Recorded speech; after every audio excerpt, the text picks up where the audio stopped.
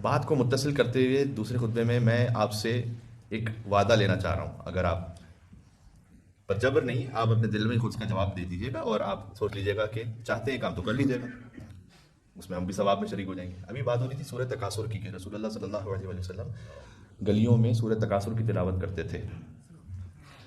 مولا کائنات نے ایک خطبہ بیان کیا ہے سورہ تکاثر کی تفسیر میں جو نہج البلاغہ میں ہے. کچھ زیادہ بڑا خطبہ نہیں، یعنی شاید 5 منٹ لگیں گے، آپ پورا پڑھ لیں گے. ٹھیک ہے، 5 منٹ کو زیادہ وقت تو نہیں. خطبہ نمبر 221. یہ آپ اپنے آپ سے اگر وعدہ کر لیں کہ میں نے نہج البلاغہ کو کھول کر آن لائن چاہے سورہ تکاثر گوگل پہ سرچ کیجیے گا، نہج البلاغہ لکھیے گا تو آپ کو خطبہ آ جائے گا، اور اس خطبے کو ایک دفعہ پڑھنا ہے.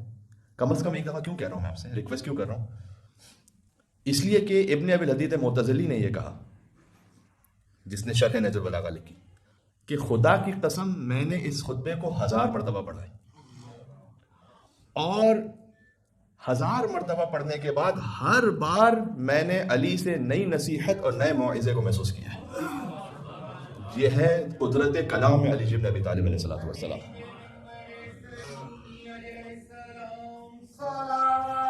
اللہم صلی علی محمد وعلی محمد. نہج البلاغہ خطبہ نمبر 221 اس اہل سنت عالم نے 1000 مرتبہ پڑھا. اور آپ دیکھیے ایک کلام آپ پڑھتے ہیں، سنتے ہیں، پہلی مرتبہ تاثیر ہوگی، دوسری مرتبہ، تیسری مرتبہ آپ کوئی نوحہ سننا چاہتے ہیں، کوئی منقبت بھی سننا چاہتے ہیں، تو اس کے بعد آپ چاہتے ہیں کوئی اور منقبت سن لو، کوئی اور نوحہ سن لو. اس لیے کہ ایک ہی بات بار بار بار بار بار بار بار بار سننے سے انسان کہتا ہے کہ اب میں اس اثر کو ویسے نہیں قبول کر پا رہا جیسے پہلی مرتبہ تھا. فطرت کی بات ہے. میں نے کہا کہ میں نے خدا کی قسم اس خطبے کو 1000 مرتبہ پڑھا اور 1000 مرتبہ نئی نصیحت کو محسوس کیا علی بن ابی طالب سے. اس کے بعد انہوں نے کہا کہ اس کی وجہ ایک تو یہ ہے کہ علی بن ابی طالب کی موجز بیانی، اور کہا دوسرا پھر میرے دل میں عقیدت جو اللہ نے رکھی ہے علی بن ابی طالب علیہ السلام کے لیے. تو آپ سب کے دل میں عقیدت بھی ہے، عقیدت سے بڑھ کے محبت ہے، محبت سے بڑھ کے ولایت ہے، تو ہم پر آپ پہ کیوں نہیں اثر کرے گا پھر انشاءاللہ سے. تو اس کے بعد اب اس خطبے کو تقریباً 2 سال پہلے قبرستان کی ایک مجلس میں سنا چکا ہوں.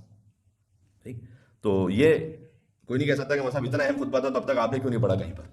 تو میں قبرستان کی مجلس میں کو پڑھ چکا ہوں، اور وہ جو اس وقت مومنین تھے آن لائن اویلیبل بھی ہے. لیکن میں چاہ رہا تھا کہ ایک مرتبہ اس کی کم سے کم یاد دہانی دوبارہ کروا دو. اس خطبے کو آپ دیکھ مولا کیسے کیسے حسین بدن تھے کہ جنہیں زمین کھا گئی.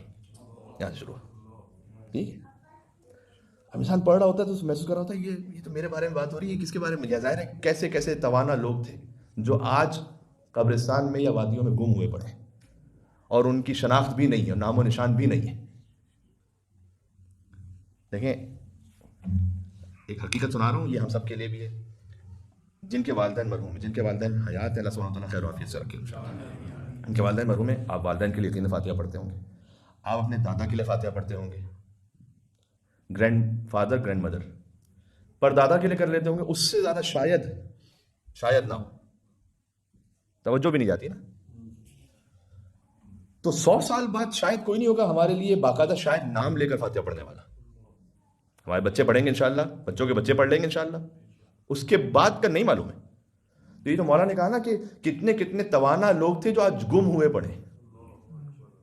تو یہ امام اسلام نے اس میں موعظہ ارشاد فرمایا ہے. تو سورہ تکاثر کو انشاءاللہ اس خطبے کو آپ دیکھیے گا اور اس کو ایک دفعہ پڑھ لیجیے گا، بچوں کو بتائیے گا، خود بھی واپس پڑھیے گا. میں بھی انشاءاللہ کوشش کروں گا کہ اس کو اور خود بھی پڑھوں اور اس کے کچھ اور حصے آپ تک پہنچے جو مجھے آپ کی جانب سے امیر المومنین کے کلام کی برکت سے ایک اثر محسوس ہو رہا ہے. ابھی تو خطبہ پڑھا ہی نہیں، ابھی تو 2 جملے پڑھے، اس کا بھی جو اثر محسوس میں کوشش کروں گا کہ انشاءاللہ اس کو پھر سے بھی کبھی آپ کی خدمت میں پیش کروں.